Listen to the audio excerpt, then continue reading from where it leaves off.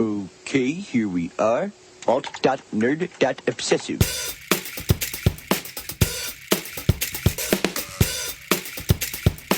Worst episode ever. Hey everybody, welcome to Worst Episode Ever, a podcast for people who love The Simpsons by people who love The Simpsons about how much we hate The Simpsons. We are here trying to find which is the worst episode ever. And as always, my name is Dan. And as always, my name is Jack. Today, Jack, we are doing a first here in WE Studios. We're recording a podcast. We are recording a podcast. And I don't know what those first 105 were. They weren't podcasts. Experimental theater not fit for human ears. We are taking our first WEElite listener suggestion. WEElite. WEElite, as you may read it. It's supposed to be WEElite. It's supposed to be WEElite. God damn it. And our logo's not underwater. It's not. It's a distant horizon. Anyway, we are doing an episode that was suggested to us by one of our Patreon subscribers. He has paid a little bit extra to jump the line. You can do that? You can do that. You know how you do that? No, I don't. I didn't even know you could do it. Oh, you go to patreon.com/WeStudios, WEE Studios, and you can do that. You sign up for $10. No, it's not. It's more than that. It's a $10 tier. Is it the $10 tier? It's Yeah. $10 tier. All right, Yeah. go to the website. It'll explain And you get all to of this. pick what episode we cover. Absolutely. Oh, So that's today... awesome. Actually, I'm just fake. I knew all that. I know you did. You were playing up dead. Acting, Oh, thank you. Oh, my God. That's not from the John Lovitz thespian. I know it's not, but you Can blew you my imagine mind. every John Lovitz thespian sketch from the late 80s, early 90s? Yeah. Acting, thank you. And then you just... Oh, my God. They would have made him a lot better, I think. It Who would that be? Mike Myers? Kevin Nealon? I could see Mike Myers You doing going that. back in time? If I invent time travel, that's the first thing I'm Become doing. a featured player On SNL. on the 15th anniversary year. and just help out John Lovitz a little bit. Chopping broccoli. Oh, I can't believe it! Oh, I'm trying to Elvis. I can't believe it! Anyway, let's get on to the show. That'll all be deleted, but probably not. Liam Charles at ShrekTune on Twitter. Oh. Patreon subscriber, Patreon friend of the show, fan of the show. WEElite member. Absolutely. He or she is Liam's not a lady's name. Anything could be any name, right? I guess. I don't know. Well, assume he, but if it's a she, But, let us yeah.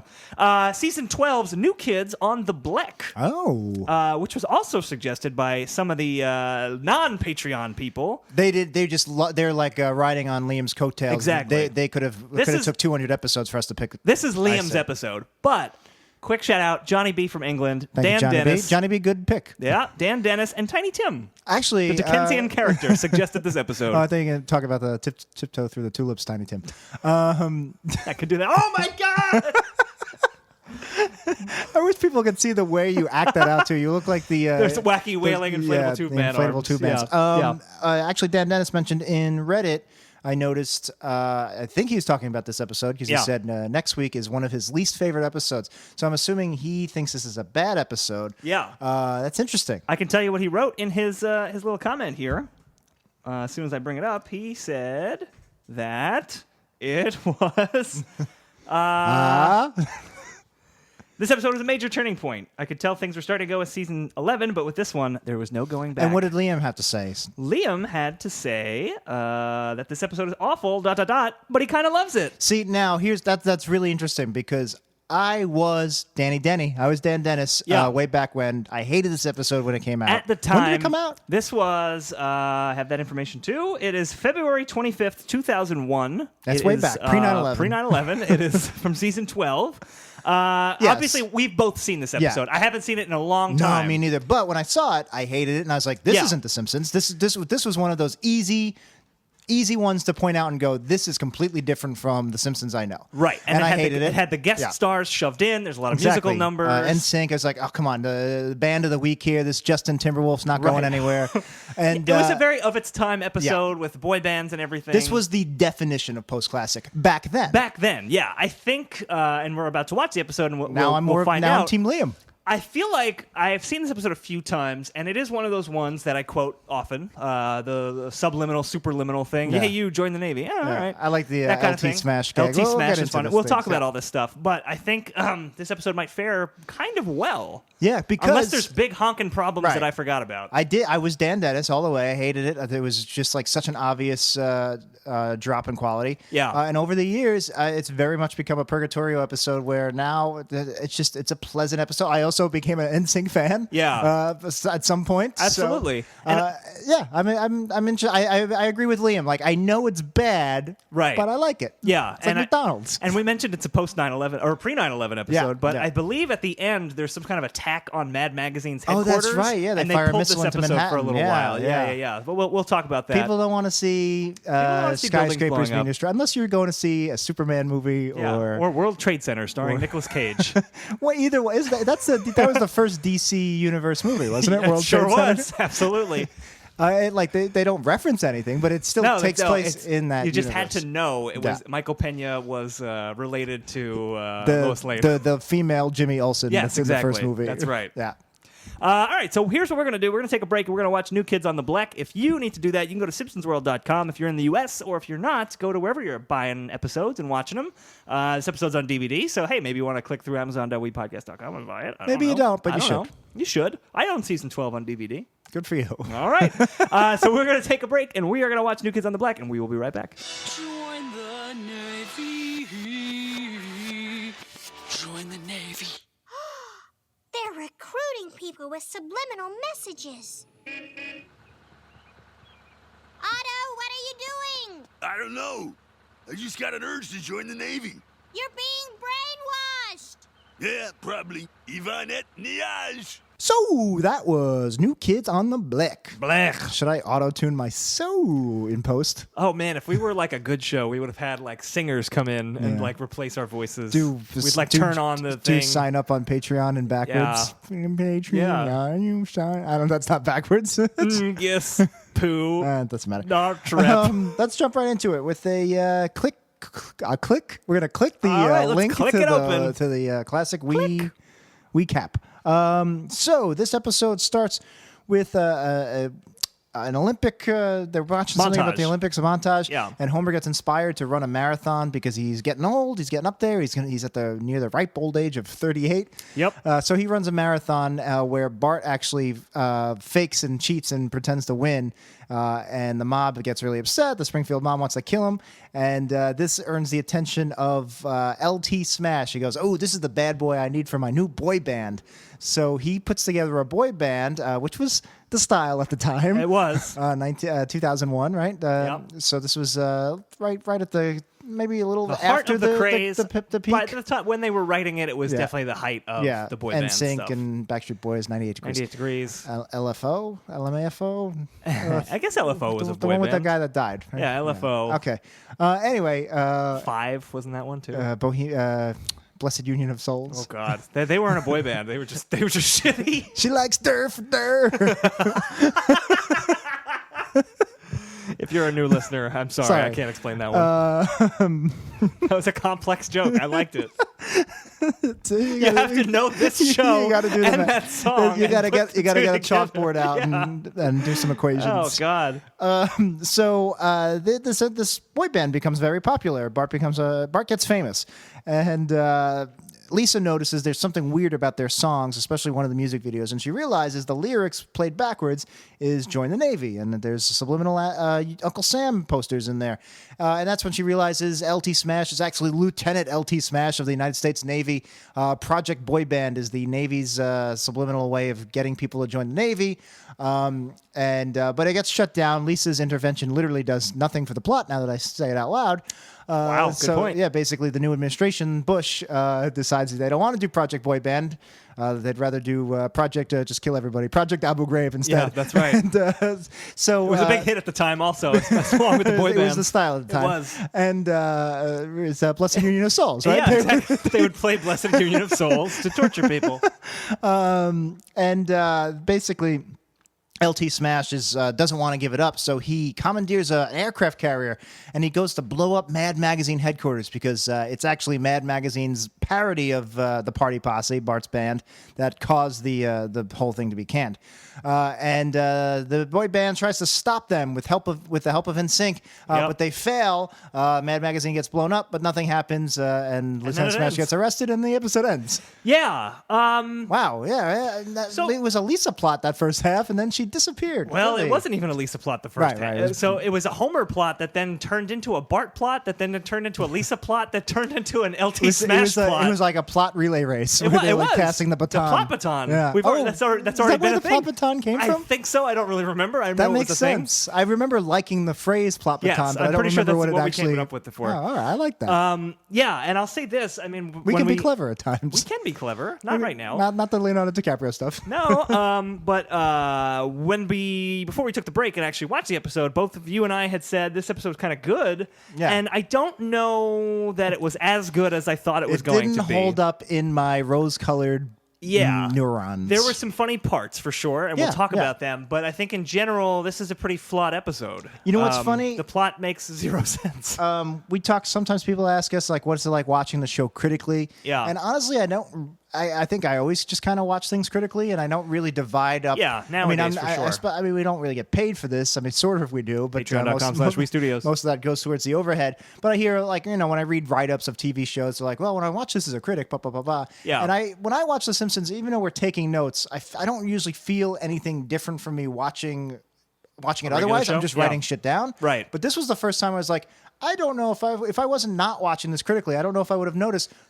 Wait, Bart isn't doing anything in this episode. Yeah. Lisa's not doing anything. I really did. I think if we had watched this on FX Now, Yeah. you were hanging out and it was a Saturday afternoon. We were just watching this. I don't think we would have noticed these flaws. You might be right, and I think the flaws aren't that bad, but they are there. They're there. There's structural problems where, in my mind, I was like, this is a Bart episode. Yeah. Like, this is about when Bart joins a boy band and what Bart does when Bart is in a boy band. It's not really that at all. That's it's a like, very small part of the episode. Oh, is it's Bart. like when you build. I'm trying to think of like an example. Like when you build a fake house. Okay. And A facade. And it actually looks like it's a real house. But Yeah. if you You talk about Arrested Development when they made the, I guess the, that the might be miniature it. village? Yeah, and you jab it with your finger and it just tips over. Yeah. It's like this.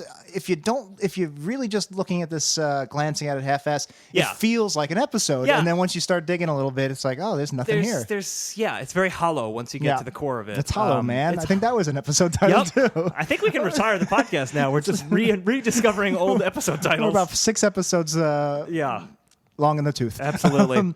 So So it opens with the. You want to talk more about the no. overall? We can start with the beginning. It opens with the great moments in Olympic history, Right. which was funny. It was you had Jesse Owens at the famous Olympics. More in like the 30s. Jesse Slowens. Oh boy. Remember that? I do remember.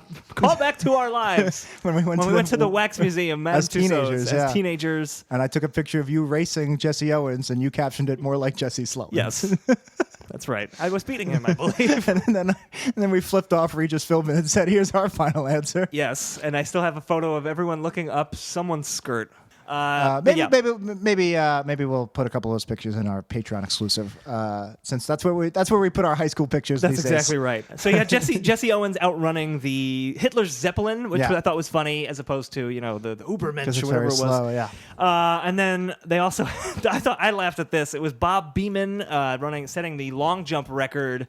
It cuts to Hitler again, and he's also like, nah. And he's old. And he's old He's now. hiding in Latin America. Right. Why do the Simpsons love the idea that Hitler still is alive and in hiding? Because that's a thing. Like, didn't It's a a lot of Nazis conspiracy, went yeah. to Argentina after the war? I mean, Magneto went and killed a few there. I saw that in a movie once. I know. It's weird that they find it so funny that this horrible monster is still alive. I don't know. I kind of find it funny. I don't know. There's something funny about old, beaten down Hitler. It's kind of like, I don't know. It's kind of like if the joke is the conspiracy or whatever. Yeah. If they acted like in universe the moon landing was faked, it's just like I feel like you're fair. part of the problem if you're. Yeah, I mean, Hitler's obviously long dead and died at the end of the obviously war. we landed on the moon. Right. I think. I Well, don't know. Maybe I not. saw I Room don't- 238, and I think Kubrick was putting some references in The Shining that he staged it. There's a picture of a mouse in those NASA Mars photos. That's what it is.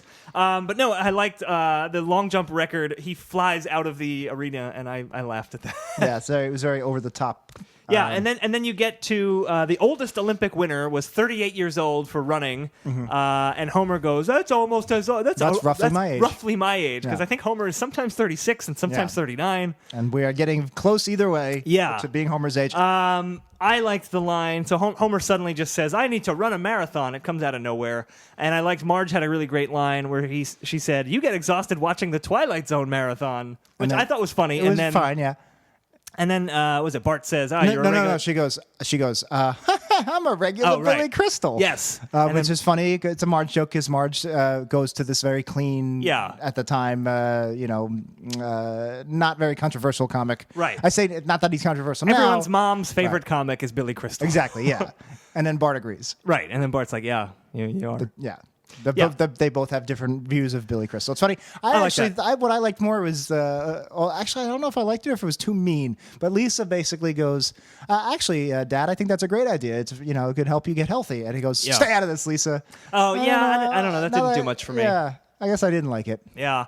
Then Homer is like... I forget why I write these things down sometimes. Yeah, well, and then Homer goes, Marge, you've stood in my way long enough. Let's switch places and see how you like doing my work for a day. And then he walks out, and the kids look at Marge, and she just shrugs. This is a very purgatorio thing. This was a very postmodern joke. This is building on the conventions of a sitcom. Yes. Where that's a classic sitcom plot where the two characters switch lives for a day. Right. And I guess the joke being here that had literally nothing to do with the setup. Right, and Homer's so dumb he forgot what they were fighting about and fell back on a different sitcom trope. But I feel like this is a joke that wouldn't have been in a season 7. Probably not. And maybe would have been in a season 17, but it was very, very much of its time in the Mike Scully Purgatorio What era. made it work for me was Marge's shrug to the kids. Yeah. That was just funny animation. But there was there was other Purgatorio postmodern jokes like that I noticed throughout the episode. Yeah. At one point, it's a very funny joke, but at one point when Lisa reveals that she's onto Smash, he turns to her and goes, well, I can't let you leave now. Yes. And there's a window in the background, and you see she's already left. And like that was great. But that that's was really something funny. that builds on audience. The audience is like, whoa, this is the point where he kidnaps her. This is when this happens in this episode. Yeah. There's another point where the Admiral pulls a gun on Lieutenant Smash. He goes, not so fast. And instead of shooting him, he uses the gun to poke the button. Hit the power button. Again, this is all you didn't have these postmodern jokes before this time period because I guess audiences had finally become so they know what to expect that this is this convention. Is that even postmodern though, or is that the fact that they're playing? I think the Homer thing I think is definitely a postmodern thing, but the Lisa maybe not the Lisa thing, but the gun thing that's just like a misdirect and just saying he's going to shoot him, he's threatening him, and then he's just using it to press a button. Yes, what makes it postmodern is it's a misdirect playing on conventions the audience already expects. What you expect if a guy pulls a gun, like not so fast, right. Because obviously early '90s were already by then. But the definition, if that's postmodern, modern would be they pull a gun and the audience is like, a gun. Yeah, but at some point you become so inured to that. We're all desensitized to guns nowadays. Exactly. There was one other. It reminds me of that same time period. They had a lot of chloroform jokes. Yes. I'll give you this chloroform if you let my, and again, that builds on the convention of, this is where somebody uses chloroform to knock somebody out. He's using it to barter. Yeah. It's very funny that there's certain time periods of the show, in this case, the Purgatorio early teens, where they had very specific type jokes that you didn't see before, fell back on and you a don't lot. really see after. They were prominent for a few seasons, and then they were gone. Yeah. And again, like old-timey Cockney Bart was popular in seasons 6 through 8, I would say. And we've talked about it on previous episodes. I have a feeling it has to do with how well audiences have learned the tropes by then.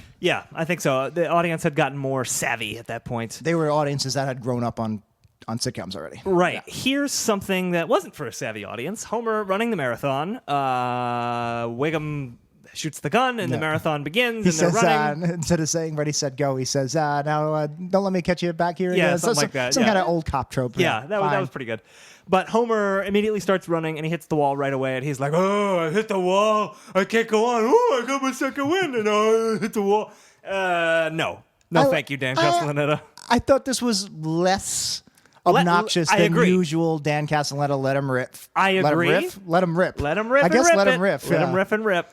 I agree with you. It wasn't as bad as we get in like season 22, 10 years later. Yeah. But the fact that I've seen those and now I'm seeing this, like at the time it probably was fine, but in retrospect, it's just like there's another one of those scenes. Like if you see like a little baby like Timothy McVeigh playing bombs in the playpen. It's like, that's that. It's cute at the time, but in retrospect, someone should have said something. I can see that. Yeah, definitely. I don't know. I laughed especially when he goes, "Woohoo, third wind." Yeah, I mean that was not terrible. I don't know where I stand on that. I agree with what you're saying though. What about the grandpa joke? I was just going to say a visual gag that I did like is the family says, "Oh, Grandpa's running the marathon," and then no, it's actually Homer. He's dehydrated. He pours water on himself. It is Grandpa, and he turns into Homer when the water hits gets him. I Nice actually like visual that. gag. Yeah. It's one of the things I remember from this episode. Same. Yeah, I like that. And, Homer would look like a shriveled up old man. Anything to say about Bart dressing up as an Italian and beating the race?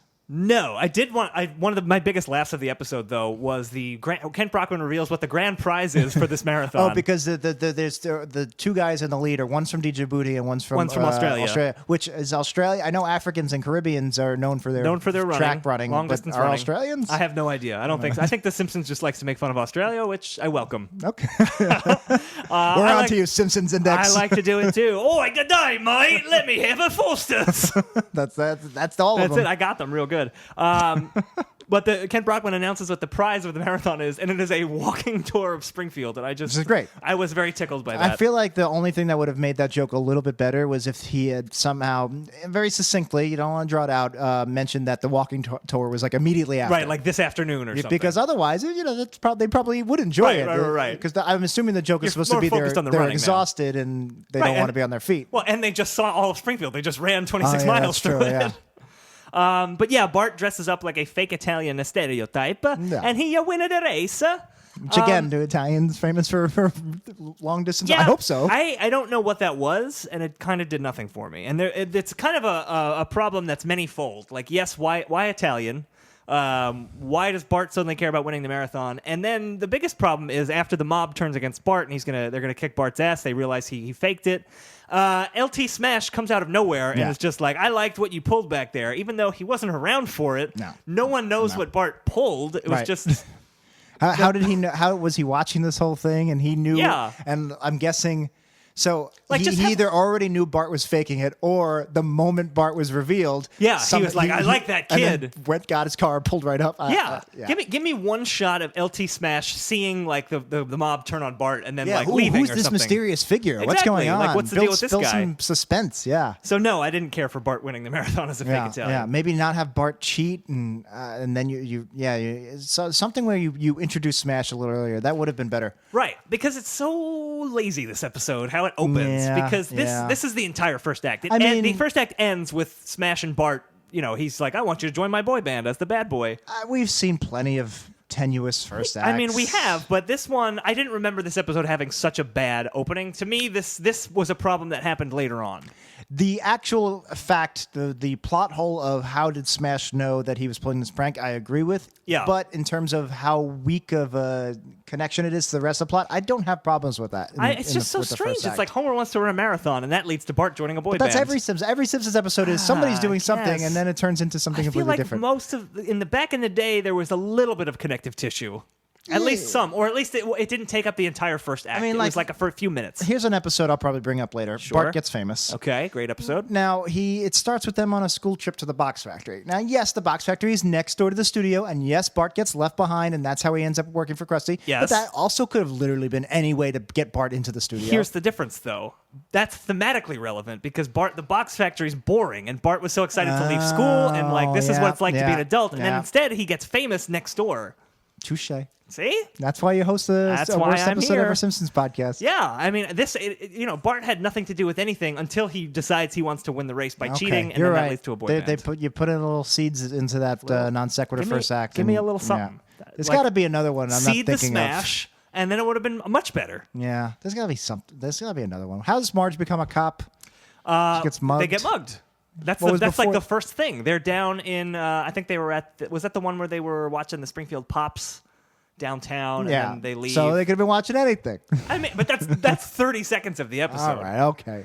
I'm sure there's something I'm missing. I bet you there's a good classic era non sequitur first act. Here is a little bit of actual foreshadowing that I liked. The way that the second act opens, there's a scene, I don't know if you have anything to say about it, the scene where Bart actually joins the boy band, where Smash is in the house with the Marge and Homer and says, I want to sign a contract, and Homer's like, we're not signing anything unless it's a contract, which is stupid. I have a couple of quick things to say about that scene. Well, then let me just say this: the bit of foreshadowing that I liked is the name of the recording studio that they went to record was called Classified Records, Yeah. which is a pun you wouldn't get Right. unless you've seen the episode already and you know what the twist is. Oh, I just thought it was a clever name. Like I was thinking, oh, that would actually be a cool record label in real life. It Classified is. Records. I agree with you, but I didn't even make the connection with knowing it. that that Smash is actually in the Navy, it Right. makes Go- another level. Oh, you're right. You're right. All good, I'm good asking for, for them. is multiple levels of things. You just want every episode to be like a Nolan-esque, Exactly. Inception-esque Why can't MC Escher plot. Why can't every episode, all 600 plus episodes of The Simpsons, blow my mind with connections? All I'm saying is if this show really wants to be considered good, not even great, good, Yeah. then literally every single episode, the entire run of the series needs to be Yeah. a palindrome. So at Oh. some point, like Like around poetry. episode 700, Yeah. the next 700 episodes have to literally match the first 700 but backwards. So that Now the that's very something. very last shot is them driving in the snow during Christmas. Of course, that would mean that we're in for at least 46 seasons. I and assume, we'd yeah, be of doing this course. show for the rest of our lives. Yeah, I assume that anyway. That's what we signed up for. Sorry, honey, I'm Why not did coming I home. sign that 30-year contract? That's such a long time. I see that now. That's what that Mike Myers SNL Callback. monologue needed. So Hank Azaria plays Smash. Yes. Don't you think there's no guest star? I guess the NSYNC Well, guys NSYNC are, is the guest stars, yeah. Don't you think there'd be a guest star for Smash? Like I don't know who you'd get. Maybe Probably. somebody who's famous for playing these big military types in movies. I don't know who. Maybe Ed Harris. I don't- Ed Harris could be No, good. I don't know. Somebody younger. Or maybe a macho star, Stallone. I don't know. But Yeah, anybody. I could see it, but yeah. Albert Brooks. Albert could have Brooks been an would've been interesting amazing. Smash. Yeah. Yeah. I wonder why they went with Hank Azaria. I mean, I like Hank Azaria in general, obviously, yeah. and I think his gruff military voice works for this character. I like Yeah, LT Smash yeah. as a character. I do. What I really didn't like, especially with him, but with other characters too. Oh man, the forced late '90s, early aughts slang, the forced use of slang. Yo, I Yeah. noticed you're in your crib. Here's the 411. Oh, Oh, yeah. this track is fly. But that's him trying to be cool because he's not cool. He's a Navy know, guy. I know that, but that's not okay. It's like when Homer tries to sound hip and cool, and I'm gonna do my rapping song. Too cool for this planet on his hat and Well, strutting through. that's like not Lollapalooza. trying to sound that's like obvious. That's like Right, right, trying right. and failing. Yeah, but but- where like I don't know. I just cringe every time people try to use slang Right, like I'm that. saying you are the Gen Xers that Homer fails to impress. Right. Yeah. But, the other thing about Smash too in that scene in the house, this era had a lot of postmodern jokes. They also had a lot of Sacagawea jokes. I guess because it's a funny word. Well, I think like Kyo Cook, this was Walla Walla, Cucamonga. Seattle. If I remember my life enough, Yeah. I believe this is around the time Sacagawea dollars came out. Well, that was the joke. Right. He goes, I don't- I is didn't hear earning, the joke. Oh, he goes, this you don't earn the Sacagaweas without. I see. And Yeah. Mo made a couple of jokes. There's a few jokes where they go, make the Sacagaweas. Yeah, that's I just. guess it's a funny word. I guess. And I really thought this was a lazy joke. He talks about the other bands he worked with, and it's New Kids in the Ditch and Yeah, Boy Nudo. Yeah, Boy Nudo. I feel get like, it. isn't I these, get Boy aren't Nudo. these the types of jokes that the writers don't the writers always say they spend about 15 minutes on the actual episode and spend 8 hours coming up with these With the jokes? jokes, yeah. Can't you come up with something better? Boy Nudo is something I would come up with on the show, fly on this fly, show. and then we would pretend like it was actually really funny and drive it into the right. ground. Yeah. Absolutely. No, they could do better than that, right? Am I being hard? I mean, I didn't think they were terrible, but they're not good. I don't know. I thought they were terrible. No, all right. New Kids in the Ditch because they're all washed up. I think it would have made more sense, and I want to talk about this as far as the Party Posse too, because that's the name of the boy How band. about Bartjoids. Backstreet Men? Well, oh boy. By the way, Boys to Men, they got old. Yeah, They're on that now Hulu they're ad. Men to geriatric. Yeah, they got their gray hair. No, I think the jokes should have had a little bit more military to them, as Yes. like a forerunner to Yeah. what the twist of the episode is. And kind of piggybacking on that, the Party Posse, I think that's a good fake boy band name, Yeah. but it doesn't make sense Because as it has far nothing to do as with the Navy. Yeah, the Party Posse Yeah. doesn't mean anything in the Navy. The AK-47s, the B-52s. That's already a band. Man, I love the B-52s, by Yeah, the way, me too. unironically. but- Love Shack is a great besides Shack's a that fantastic very song. very famous chorus. Yeah. like everything outside of the chorus is super awesome. You see a faded sign at the side of the road. I would love to see Like the the music B-52s is great. in concert. Yeah, I'm like a big I would like fan. to see the BC-52s in concert. Nice. The Flintstones. I know, I was gonna- I in the wasn't even- I was Flintstones just movie, gonna- they were the BC-52s. I was just They gonna did the let it theme. hang there. Yeah, we got young listeners who are like, "Who are the B-52s?" Who are the Flintstones? You mean the guys from the vitamins? Is that still a thing? Yeah, it is still a thing. Oh, okay. And kids don't know, like, they only know the They Flintstones only from know the from vitamins. the vitamins. That's like an actual thing. Crazy. Yeah. We at least had the Flintstone kids. And the Flintstones back when you could still watch like old cartoons. Hey, man, I watched it. Yeah. Anyway, the Party Posse, I thought maybe it could have had a more You're right. Some kind militaristic of name. foreshadowing, like with the Like with records. Classified Records. Yeah. I don't know what it would have been, but, you know. The sailors, the silly sailors, Silly Sailors. seamen, The Seaman the Boys. sea boys. Oh, boy. Yeah, so LT Smash brings Bart to the recording studio, and he introduces him to the other members of the band, who just so happen to be Bart's friend circle.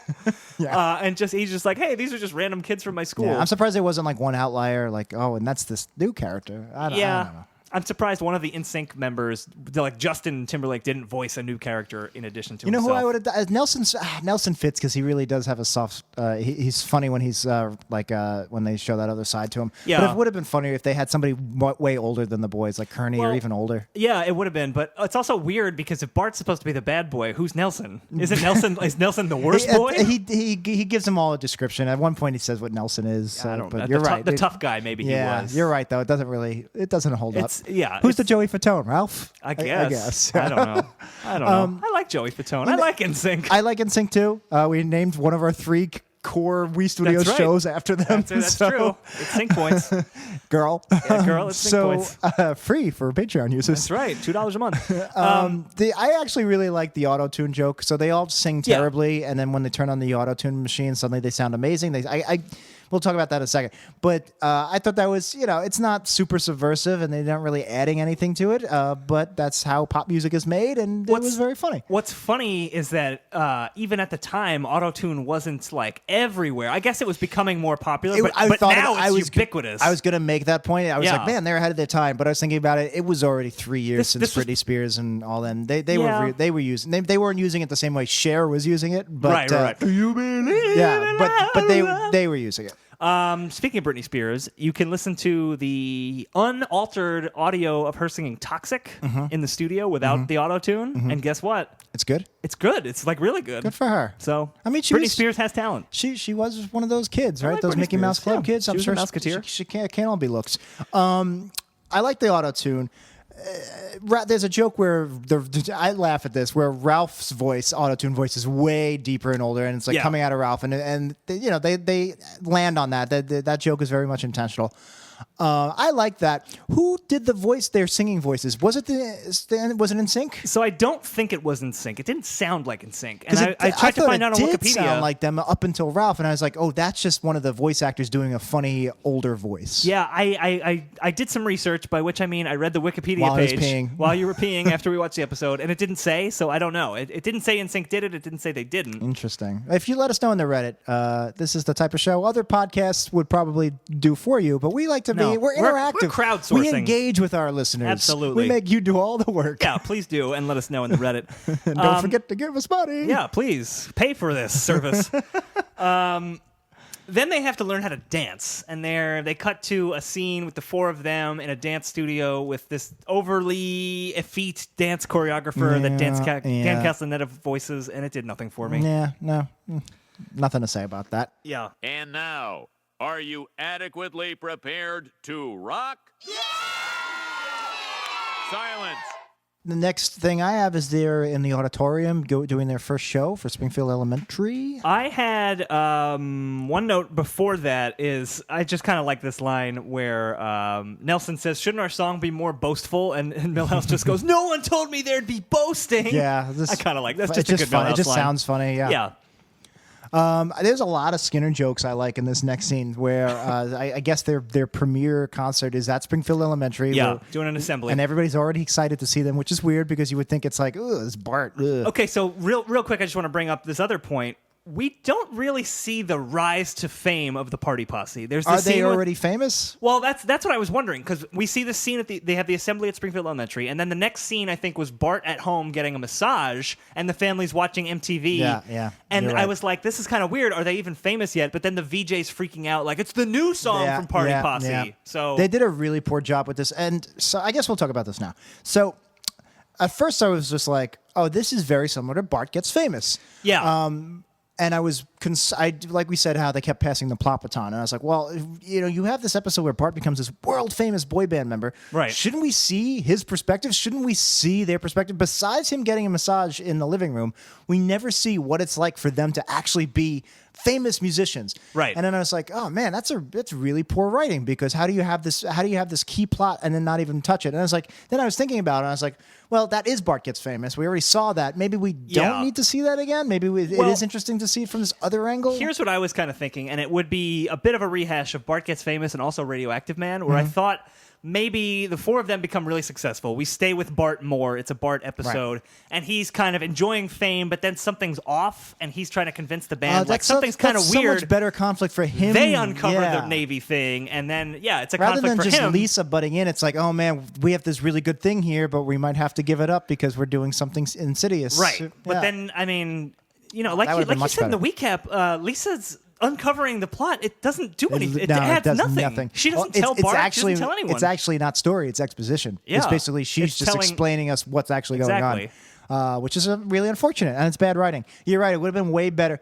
And then that way, at least you can do the Bart Gets Famous, because I do want to see what it's like behind the scenes for these boy band guys. What's they could it like be on tour with NSYNC or something? Hard Day's Night. What's it being like being chased by the crowds, the masses? Yeah. Again, it's been done in Bart Gets Famous, but if they that's did been done in add Homer's this, Barbershop Quartet. yeah. But if they added this mystery of them on solve, that would have made it work. Yeah, I was surprised that's not the direction that they went in. This was kind of the time where the plot started getting loosey-goosey. And like I said, I don't need another Bart Gets Famous, but it is really weird that they become super famous and we don't see at all any besides that massage in the living room. We don't see anything from their perspective. Like perks of being famous. Yeah. And if we saw that, then we probably would have seen, like you're saying, we would have been able to track their rise, and we would have had a better sense of the time of the episode. Yeah, all of that is kind of muddled. You could fix all of these problems basically with that one centralizing it as a Bart episode. Exactly. I think. Yeah. I want to go back to the Springfield Elementary Assembly, but before we do, I just want to talk kind of generally about the Party Posse songs. They're pretty good. Like, as far as boy band parody-ish songs, the lyrics don't make me laugh, but the songs are catchy. Yeah. Like, Even at Niage gets stuck in your head. And even this is the part of the song where they switch to the tinny auto-tune soft spot. Yeah, like all of those beats of a pop song were hit perfectly.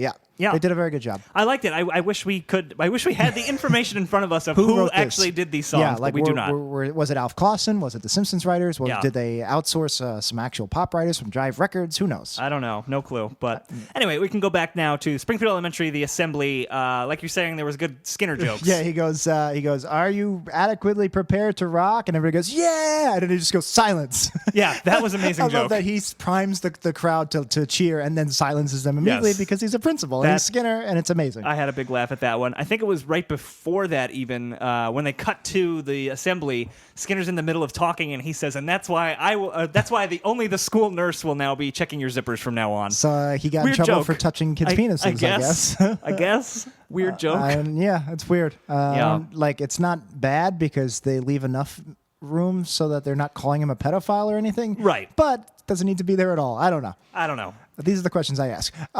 If anything would be weirder, even though she's a nurse, I guess it's okay. I guess anybody touching children's penises, I guess, is going to be an uncomfortable... It's something that we are not fans of. Punching kids in the penis, I'm fine with. That's hilarious. Yeah. Especially if Bob Saget's doing some kind of voiceover. Hey, I'm a little kid. Oh, I got hit in the dick. That's South Park's Bob Saget. But it is. But what else are we going to do? So then Bart comes out, the Party Posse comes out, and they go, this is a song Principal Skinner didn't want us to sing. Yeah. And Skinner's like, I did. I was okay with it. I set up the assembly. Yeah. And then I like that's kind of referred to again at the end of the scene when LT Smash turns to him and goes, you stood in their way. And he goes, I didn't stand in their way. I got here early to make orange drink. Yeah, a lot of running jokes in this episode. Yeah. And not just jokes the track about running. Variety. So the concert goes well, and then NSYNC shows up. The big guest stars. Yeah, let's talk about this, because NSYNC just shows up. They just walk in the room. Here we are. And like we said, we don't know where the Party Posse is on their rise. Right. Are they famous already or what? I guess because this is before the VJ, yeah. NSYNC just comes in and says, we saw your band formation notice in the paper. And they're like, you saw our BFN. I don't know what that is. Is that like a joke? I guess it's just like pseudo industry talk. It's funny because it's so mundane. I guess it's just because like boy bands were popping up a lot and they were all very manufactured. Yeah. Maybe that's Remember Together? I do remember Together. starring Kevin Farley. Absolutely. So Timberlake he's become pretty famous at He's this a point, pretty right? famous guy. Well, and he's very they've all- talented. They've all had levels Right. of success. But- Lance Bass almost went to space. No, Jack. they're all doing very well, and they haven't become jokes. But No. Timberlake is bona fide like AAA star. Yeah, he's like a star. Yeah.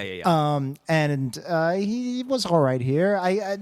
They had one joke where he kept going word. So I have some backstory on that joke. Oh, good. This was in some, the Wikipedia some page. backstory, boys. Yes. Apparently, he recorded separately because there was a death in his family, so he wasn't there when the rest of them were there. Oldest excuse I know, in the book. right? Oh, I'm too good because someone's dead.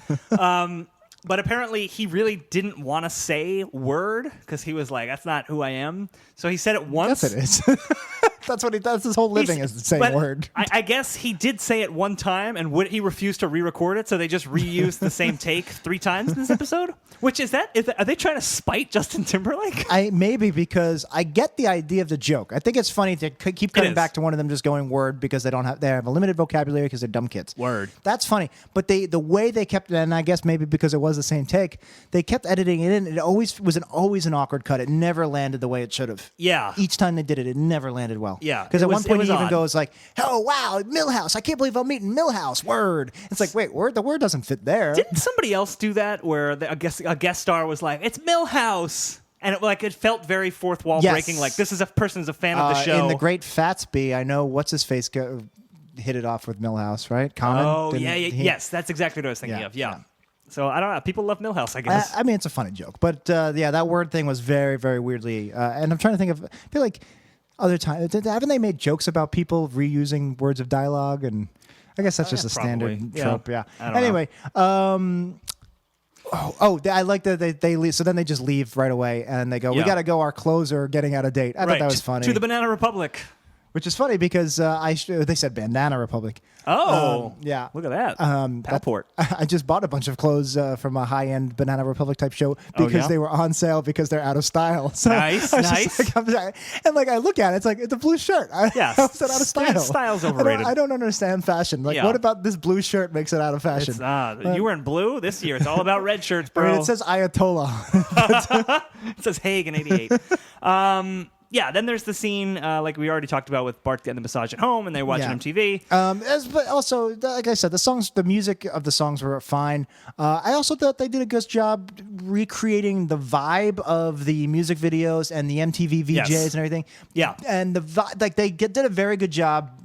Not parodying it, but showing us this is what it's like. Like beat for beat, it felt real. Yeah, but agreed. I didn't laugh. Like there was nothing subversive about the parodies. Well, there was nothing funny about the parodies. They were just kind of there. With the VJ, she was just kind of spouting like youth phrases Right. like "rockin'." This Right. is like fresh. it fits, but again, I'm not laughing. Like look It wasn't like, funny. Like when they do a Prairie Home Companion parody, again, beat by beat, it feels like they're doing a good job mimicking it. But there's Right. also the added joke of Homer being really bored. Stupid TV, be more funny. Exactly. Like Yeah. I didn't feel like there was anything like that. I guess with MTV would be show us how annoying it is, and I don't know. There was I nothing- guess. Is it a parody if you're just mimicking it?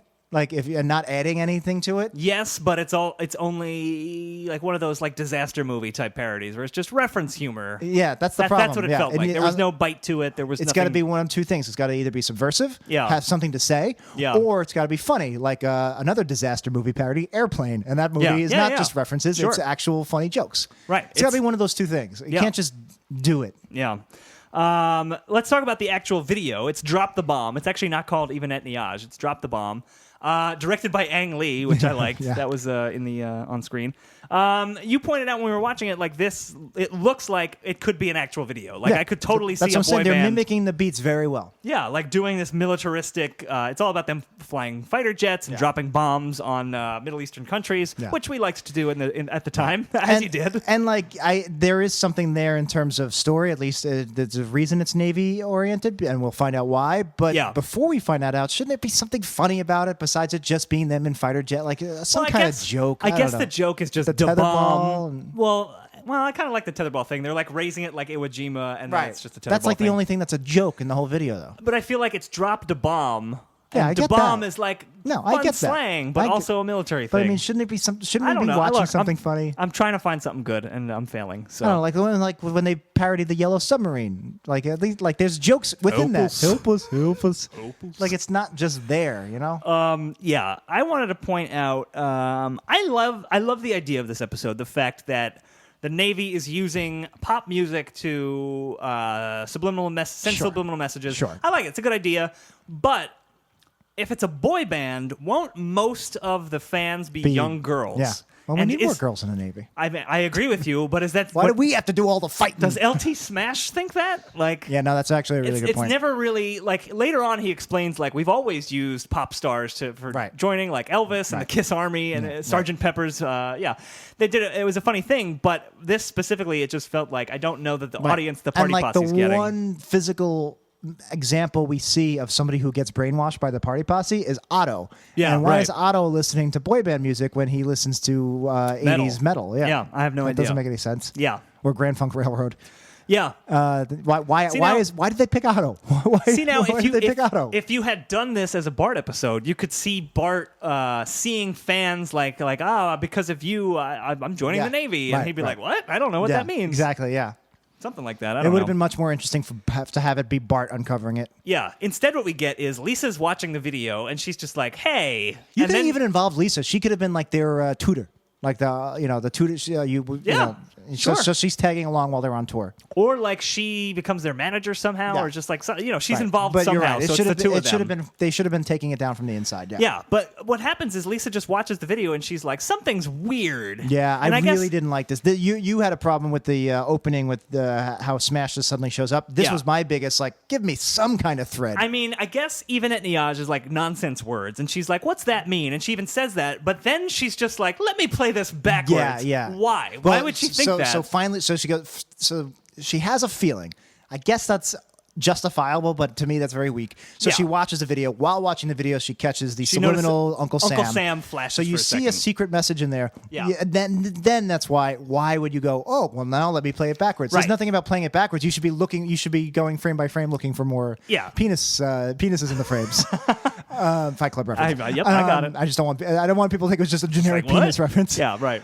we do those too. I'm more than but penis jokes. That's true. I've seen better penis jokes, but not many. Yeah, no, that made no sense for her to play it backwards. I just wish there was a little bit more reason for her to get suspicious besides I'm suspicious. Yeah, I agree. Maybe like she catches it in the mirror, like the TV's playing, and then she sees in the mirror, she sees, wait, why does that say join the Navy? Oh, that's a Yeah. weird coincidence. Let me Yeah. watch this. Let me look deeper into Hey, this. wait a minute. Again, maybe we don't even need to be harping on this because it shouldn't have been Lisa at all. It should have been Bart from the inside. Yeah. But you're right. That it is weird that she just suddenly plays it backwards. Also, it felt like she literally says, that's weird. Let me play this backwards. Yeah, You know I what that know. reminded me of? What? Anakin in Phantom Menace. Maybe let's flip around. That's something planes do. Yeah, Let me right. press this button. Wahoo! like him literally doing all the exposition while in the cockpit in Yeah. the climax of Not- Phantom not- Menace. not great. Yeah. Let's see this button. That's a cool trick. Yeah. Yeah. Ugh. That's what that Lisa line felt like. Agreed. I do like the scene where she goes to LT Smash Mm-hmm. and she's like, "Oh, it's propaganda." I don't know why she would go right to him and not to Bart because Yes. if anyone's in on it, it's going to be the guy who put the band Right, together. right. But having said that, I love the. Had they even interacted before then? No, I don't think so. But Come on, Simpsons. She sees the Navy tattoo, and then a fan opens his shirt, and he has even more I Navy love tattoos. the Navy. Now Yeah. I get that that's a meta. Like, look how obvious this is. I thought Right. that was slate. I don't Oh, like that. I don't like it. I don't like I it. did like that actually, and I liked. She realizes it's not LT, it's Lieutenant, and then he gets up and says, "That's right, Lieutenant LT Smash." I like that joke. That's the I best think joke in the whole The episode. the fact Yeah. that it's still LT Smash. Yeah, Yeah, I love that's it. great. I love it. I like it. And even him pulling out his shirt or not his shirt bottom, his pant bottoms, and them turning into bell bottoms. I like that. Yeah, too. yeah. I do have to. I wasn't crazy about the haircut because whatever. That did nothing. Yeah, but Probably my favorite joke of the episode is him going, I can't let you leave, Lisa, and Yeah. just like the way she had like innocently walked away, like however they animated it was yeah, perfect. she was just like walking past a mailbox and like Yeah. crossing the street. Yeah, no, it was perfectly drawn to maximize the point of the joke. So Yeah. I gotta say, kind of rude of Lisa. He was talking to her, and she just left. Well, I guess she got he's what a she bad needed. guy, Yeah, I and guess. you gotta get out of there. Yeah.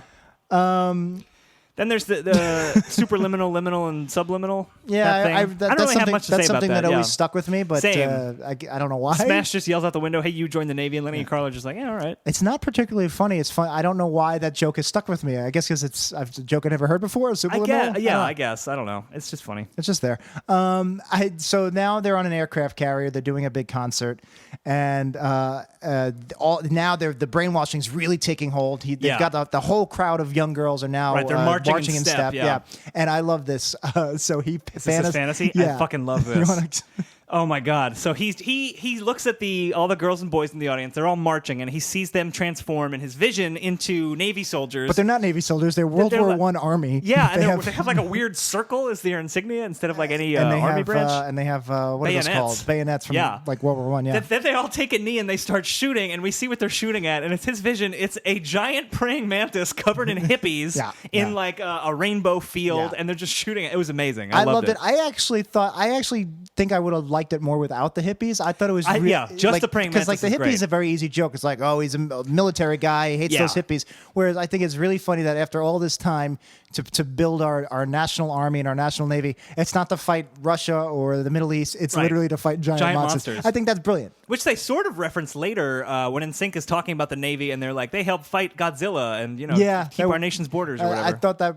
I don't know. I thought that landed weird. I actually wish that wasn't there because it's like, are you making a connection? What is the connection? Why is that there? I don't know. Godzilla's real, right? Godzilla is very much real, yes. But it's actually Gojira. Ah. Yeah.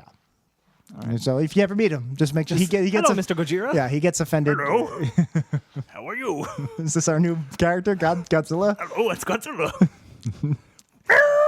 That's him shooting fire breath. Oh, okay, that's what that was. That's what that was. And now we'll never hear from him again. Should this be a deleted scene, or should this be canon? I think this is, I don't know what this is. Should this be its own spin-off podcast? We should shoot this out of a cannon, so it is gone.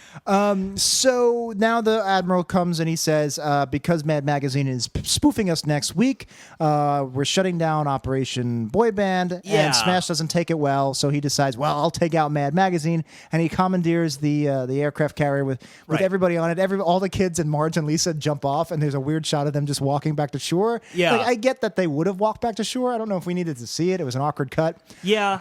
Even before that, they had a shot where Jimbo jumps into the water and just starts swimming away. I think it was before they even shut down the power. After Lisa reveals, I think, that what's going on. Oh, no, that's right. It was like before. The auto-tune is shut down, and then everybody realizes they're bad singers. Right.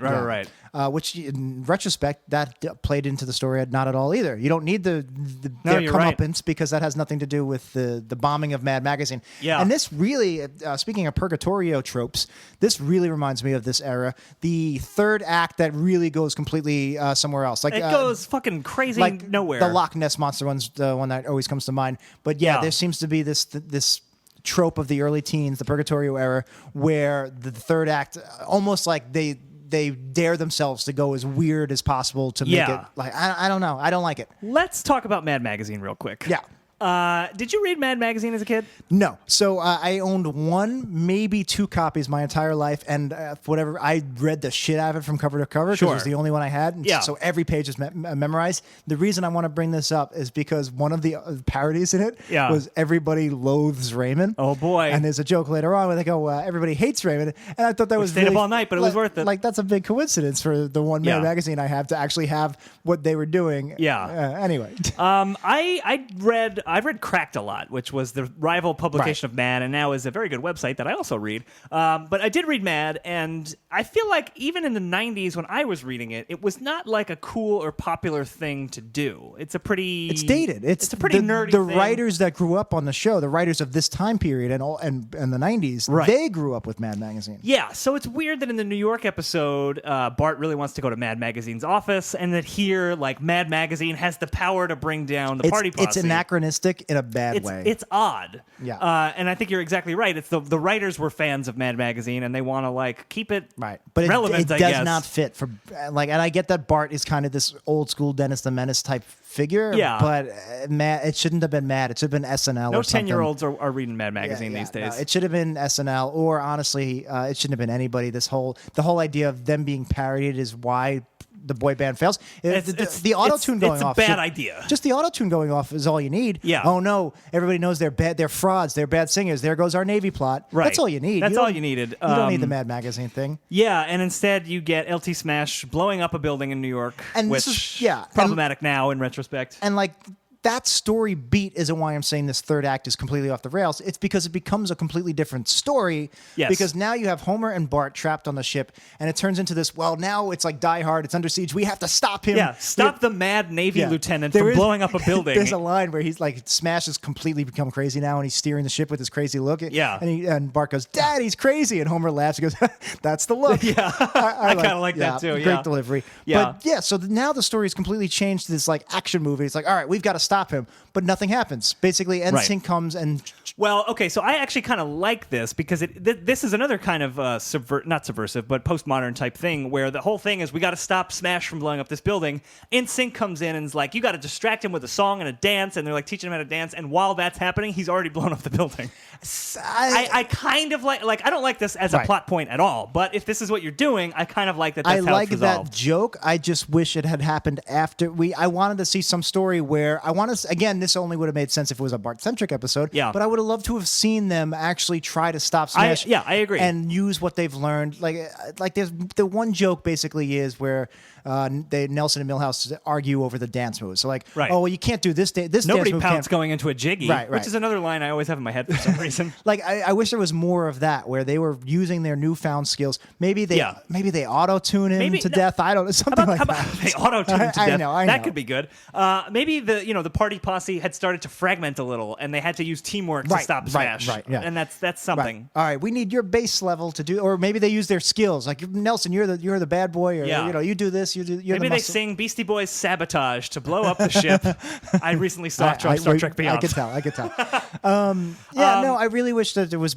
Again, if we had made this a Bart-centric, boy band-centric episode, it would have fixed all of these problems. Because here's the thing: this episode's not about anything, and that's fine. They don't all have to have like a big thematic message, but I think it would have been improved if there had been a little bit of that. Yeah, like we said, I think last week with Steel, you need that skeletal structure. Now that skeletal structure can be humor, it can be story, it can be emotion, but it's got to be one of those things. Yeah. You hang everything else on. This didn't have any of that, and I was really bummed that this third act, I was when it switched gears like that, I was like, wow, this is a huge tonal shift for the episode. I do remember the end being a problem. I was like, oh man, I don't remember this. This is going to be cool. Them trapped on an aircraft carrier. Yeah, and it's not that and went at all. nowhere. No, it's nothing like that. I did like when they show the dance moves they do, and end with the Matrix. Yeah, and they do the Matrix grasshopper, like crow pose, I guess. And then one of them, Chris Fitzpatrick. Chris Kirkpatrick, yeah. False. Yeah. It's just a nice little funny gag. And I also liked. I remember it from the commercials all the time. Yeah. And I also liked when Mad blows up, the party posse actually see what the pages were, and Nelson picks it up and says, they called me Smelson. And Homer goes, that's funny because you smell. And I like that. Of course, the kids would actually like it. The everybody hates Raymond joke I always thought was very funny. Well, it took all night, but everybody hates Raymond. Yeah. I didn't like the fact that they were like, oh, I'm actually feel better. It was fun. Like literally, it's not the joke I don't like. It's that nothing happens of consequence. Agreed. So fine, if the joke is that while they're arguing, Smash actually blows up the building anyway, fine. Yeah. But then blowing up the building, what are they trying to accomplish? Is he trying to save Party Posse? I mean, he wants them not to publish the magazine and save. Yeah, you're right. Yeah, as I'm explaining it, I'm realizing it doesn't make any sense. Nothing, and then he just gets arrested by the NYPD, old Irish cop. Because the whole thing was they'd shut down the program. So him stopping Mad doesn't change that. And Lisa, so like we already said, Lisa finding out did nothing. She wasn't able to stop him, and she didn't incite him to take it to the next level. Yeah. She literally did nothing. Mad Magazine came out of nowhere and incited it to the next level. There's a lot of shit that happens for no reason in this episode. Yeah, and there's literally no consequence from him getting away with his plan. Nothing changes. It's not like, well, he blew up the building. I guess we have to break up the party posse now. Yeah. There's nothing. The fact that they were already shut down Yeah. It's like I guess there's no consequences because there were already no stakes. There was no It's an if episode then. limping to a conclusion just because 22 minutes Like are the up. story should have an if then. Like if this happens, I then know this is going to I know. happen. And It doesn't just, have that at all. It's just like it was just then. It was just then this happens, then this happens, then this happens. Yep. Also, I think one of the reasons you said it got cut, they didn't show it for a while after 9/11. Yeah. The Twin Towers are actually in the shot. I noticed. They're in the shot when the Yeah. what do you call it? The ship was coming into the harbor. And I feel like that back then they would literally just, if it had the Twin Towers in it, too soon. We don't want to see them. yeah. You know, like how you take pictures of your ex-girlfriend off the walls. Right. You know, you don't want to see her. Assuming she was hit by a plane, I guess. That's right. Assuming she was a terrorist. Dad, LT's gone crazy. Yeah, that's the look. All right, so that's going to do it for Season 12's New Kids on the Blecch. Yep. And now we're going to rank this episode on our Hippo scale, our patented Hippo scale, looking at the humor, the integrity, the production values, and the originality from a 0 to 5 scale. So, Jack, please put 2 minutes on the clock. Beep, up, up. And humor, 0 to 5, 2.5 being right in the middle, 5 being the best. What do you got, Jack? Man, I thought the best thing about this episode was going to be the classic style humor. I agree with you. I thought this was a funnier episode based on my memory. And it wasn't. It's not funny. There's No. things I laughed out loud But a few there weren't times. as many like good ass gags that I remember. I think I remembered this episode as being structurally a little iffy and but still funny, and it was worse than I remembered on both counts. I can think of a few jokes I liked. I can't think of any jokes I loved besides Lisa walking away in the background. Yeah, I'm gonna go 1.5. I might go 2. I'm thinking 2. I seems think too high. it's below average. It is. but not that below average. Yeah, but a 2 almost seems like it's not below an average enough. But it's not. It's still too close to average. I hear you, but there's nothing in this I know. episode that's aggressively unfunny. I could go didn't either think. way. The integrity of this episode on a 0 to 5. What are you thinking? There's no emotion, so nothing there. No. Characters aren't really acting out of character. Marge is a mean, regular Billy Crystal. yeah. There's no jerk-ass Homer besides, I guess, him shutting Lisa down. And his marathon running, but that wasn't even jerk ass. That's just you know. 2.5, I guess. Yeah, It's right down the middle. I think I'm with you. Gradually, our ratings are like aligning. where we're just saying the same things. We're becoming in sync. We're becoming two people as one. I know. I meant to say, like, I was trying to make like a I period know, joke, like our yeah. periods are coming in sync, and then I realized it was coming off as an in sync pun. In sync, like the and band. it wasn't, and then Yeah. that threw me off, and then I just stopped talking. Well, there's only one direction for these Backstreet Boys, so let's do it. Huh?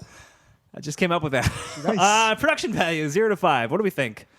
I really like that Lisa gag. That was all in the animation. And that's That all was visual. all in the direction. Yeah, there were a few visual gags. That We like the worked. videos. We like the songs. A lot. You know, the production value is pretty great here. Pretty high on this episode, actually. Yeah. Voice acting was fine. The NSYNC guys, they had fun in the studio. We saw it in the after credits. Yeah. I think NSYNC were okay. You know, they're not actors, they're singers, and they did pretty well. I don't know. 4 feels too high. You know, I was also kind of thinking 4, but maybe 3.5 I is feel better. like we've given 4 for less deserving episodes, but Well, let's think about it this way. I like the music. So I think if I do give it a 4, it would be based on the strength of the song. the reason I'm thinking 4 is because, like I said, they did all of these music videos and all these things adequately well. They did them well, and it has these things. A lot of the episodes we cover are just so bland and have no fun like this. Yeah. But even though they're doing a decent job with them, none of it really popped. None of it, besides that Lisa gag, none of it, I wasn't blown away by any of it. It was just Yeah. like, I was happy that they didn't half-ass it. They actually put effort into it. So like E for effort, but Right. not But G, not- not it's not G for great, excellent. A for amazing. It's above average, but it's not in the upper echelon. So Right. I'm going to give it a 3.5. Yeah, I think I'm gonna go 3.5 as well. I'm trying to think I'm trying to think of other jokes that could boost it up. I mean, other moments like Yeah. Homer in the marathon and the Olympic, the long jump over the Yeah, stadium. yeah. Like there's stuff there. I mean, could. That's why it's above average. I know. I think 4 might be too high. I originally did think 4. I but- could go 4. Finally, the originality 0 to 5. What do you think, Jack? Story problems all over the place on this one. Original. It's not Bart Gets Famous. It is an original No. plot, but I think that's a bad thing. I wish that they did borrow a little from Bart Gets Famous. Yeah. Yeah, no, story structure's a mess. It's a fucking mess. Yeah. I guess it's going to be a bad one. 1.5? Yeah, this has to be pretty low. Maybe 1? 1.5 sounds about right. We're like pretty close in our rankings here, Jack. Is this a good thing or a bad thing? I don't know. I never know. Is becoming more like you what I've always wanted or something I should What you've always horribly feared. avoid? Yeah, I don't know. Strenuously avoid. What if we just become one amorphous podcast host? All right, so I assume you're crunching the numbers, but why don't we crunch our numbers and read the latest Patreon supporters? I believe they Let's call them do it. patrons. Patrons? Right? Patrons? I think patrons, backers of this podcast. Backers of the podcast. No, it's not that. That's too much. Patreones. But yeah, these are the people who are nice enough this week or in the last few weeks to join the club and get our free exclusive content. Actually, Absolutely. If you by the time this comes out, you should have noticed we had another one of our real time watching the episode extra episodes that we only do for the Patreon. Only for feed. Patreon. And if you want to listen to our on the fly thoughts as we leave the mics on while we're watching The Simpsons. Yep. And we did it with guest Steele for the last episode, so check that out. Check it out. Yeah, it's $2 or more. You get that for free. Yeah, and if you haven't done it already, just go to patreon.com/WeStudios. Yeah, plus you get thanked on the show, just like we're going to thank these lovely people. Exactly. What more could you want? Absolutely. The first person we're going to thank is Nikki. Thank you, Nikki. And I guess it's more common. You don't really see it the other way, but I like when Nikki is spelled with two Ks. I think you go. it's a nice looking name. This Nikki is a 2K Nikki. Like it just looks good on paper. +1 Wee point for her. Yeah. Mr. McGregg, thank you so much. Who has I believe you have a leg for an arm and an arm for a Damn, leg. I thought we screwed it up on 90 percentile. I thought we'd fix it, but we didn't. But we thank you. understand the Yeah. joke.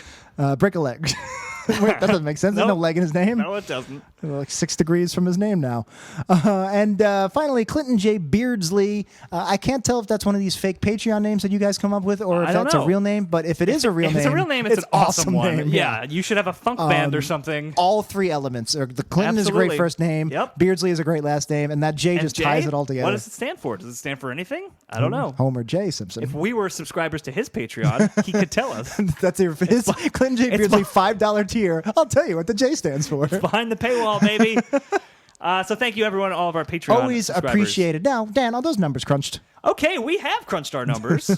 And I purposely set it up so that it wouldn't sound like we were cutting it in, because sometimes it We sounds didn't like cut I'm it doing. in. Sometimes it sounds like a bad edit, but it's not. It's just you talk like that. sometimes And I don't- try to make it sound like an And I edit. don't want people to think that because it makes me look like a bad editor. So we have crunched our numbers, and this episode has ranked as I'm going to edit for spite again. a slightly better episode than Helter Skelter and a slightly worse episode than Simpsons Safari. That puts it at number 60 on our current list. That sounds about right. Middle of the road. I I have think a that's accurate. feeling Helter Skelter actually is probably a better episode. I think it had more jokes we liked, but I think this has the edge because it really is a memorable episode. Yeah, How many like this episode really stands out from that era. People remember this Yeah. one. I don't know if they remember I don't Helter know Skelter. why. And I'll say this, looking at the rankings, you liked Helter Skelter a lot more than I did. Oh, so that's that might be interesting. why you're, It had a lot of funny jokes. It had yeah. Squiggy. But it is interesting. I don't know. It had Squiggy, and that's a selling point. Why do you think this episode stands out so much from the test of time? Is it because of NSYNC? Is it because Join the Navy backwards just is a thing? Like a lot of the sitcom plots are just sitcom plots. This one sticks Yeah. out for being so absurd. I feel like we watched it and all of our peers watched it at a time when boy bands were around, and so we naturally just remember that time in our lives, and it's like, oh yeah, that time Bart joined a boy band. Maybe. Or maybe it's like the jock yells. Maybe it really... And even Eddie Osh is just catchy. I think people just get it stuck in their head. I think it's just such a weird episode, and especially then when there were a lot less weird episodes, maybe that's why it just Yeah, could sticks be. out like a sore thumb. Absolutely. So that is it for this episode of the podcast. If you have an episode you'd like to suggest, you can go to our website, which is weepodcast.com. That's weepodcast.com. While you're there, you can also get episodes of this show. You can get episodes of 90s Percentile or other podcasts. You can get our Sync Points episodes, our movie commentary series that are premium content. You don't want to pay for them. You can go to Patreon and support us that way. You get them for free. My goodness gracious. We're so fucking generous. We really are, Jack. We're like kind of great if you think about it. We're kind of the best ever. Yeah, and if you want to tell us how great we are, you can go to weepodcast.com. You can get to our Reddit, our Facebook page, our Twitter, all of that fun stuff. Yeah, it's all there. That's telling us in person. We actually like it better when you tell other people, whether if you see Simpsons articles on BuzzFeed or AV Club or whatever, throw a shout out. I know some of you do, and it's awesome. Yeah, sometimes we yeah. notice, sometimes we don't.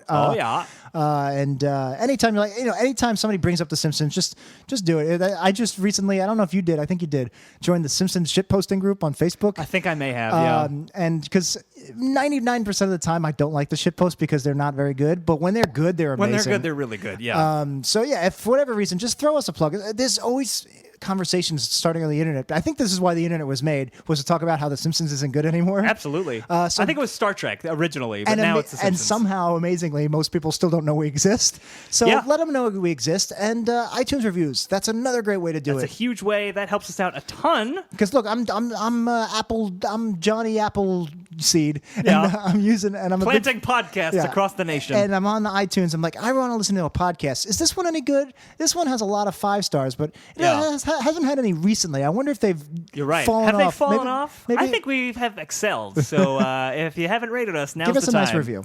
Absolutely. And if you are in the Brooklyn area and you want to say hi to us in person, we will be at Woohoo Classic Simpsons Trivia in Brooklyn. I co-host that with friend of the show, Dan Ozzie. That is at the King's Beer Hall. It's the first Thursday of every month. It may be the day this is coming out.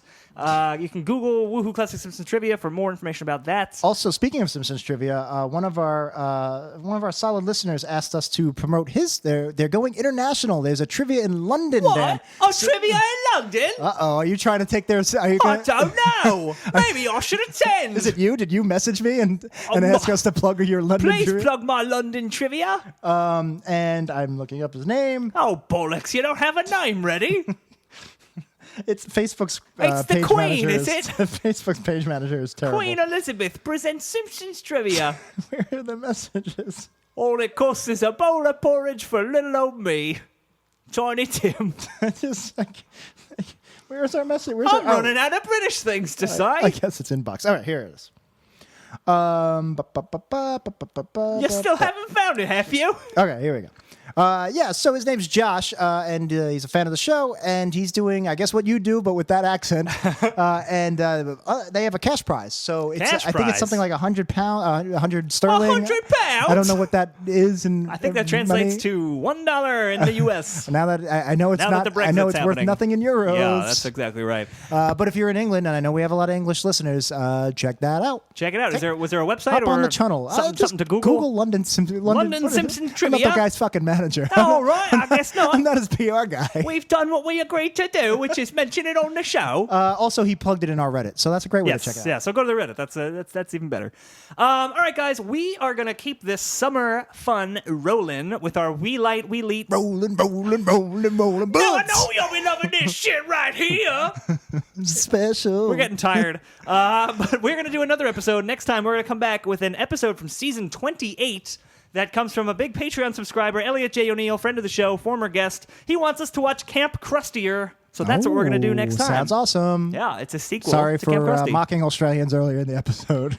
That's true. We did a little bit of that. And telling our listeners not to listen to your show, but to listen to ours. I mean, listen to ours first, at the very least. But we're going to talk about that next time. And until then, we don't have a guest to make them say It's getting pretty old our anyway. shtick. Actually, I liked our new one that Joanna came up with last month. I like, Yeah. what was it? Like, what are we doing here? I don't know. Oh, I don't know what this is. I don't know what this is either. And that's the end of the show. I don't know what this is. There's trouble in a far-off nation. Time to get in love formation. Your love's more deadly than Saddam. And that's why I gotta drop the bomb.